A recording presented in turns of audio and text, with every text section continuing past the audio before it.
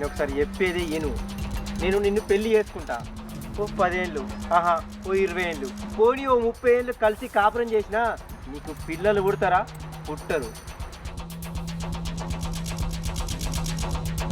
నాకు కూడా నా వంశం నిలబడాలని ఉంటుంది కదనే.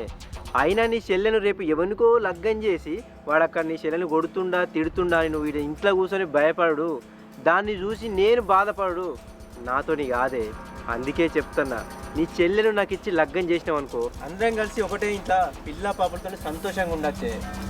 ఏం మాట్లాడుతున్నారా? అంటే నన్ను ఏం మాట్లాడుతున్నావా అంటున్నావా? అంటే నేను పెళ్లి చేసుకోవద్దానే? ఏమో సంపత్, నీకు మనసు వల్ల బాగాలేనట్టుంది. నేను వెళ్తా, రేపు మాట్లాడదాం. అది కాదు, నాకు ఈ విషయానికి సమాధానం ఇప్పుడు కావాలి. చెప్పు ఏదోటి. నాకు ఇష్టం లేదురా. ఆయన నన్ను ప్రేమించి నా చెల్లెని పెళ్లి చేసుకుంటా అంటావేంద్రా? నీ మీద ఇష్టం లేకను నీ చెల్లె మీద మోస్తూనో నేను ఈ పెళ్లి చేసుకుంటా అని చెప్తున్నాను.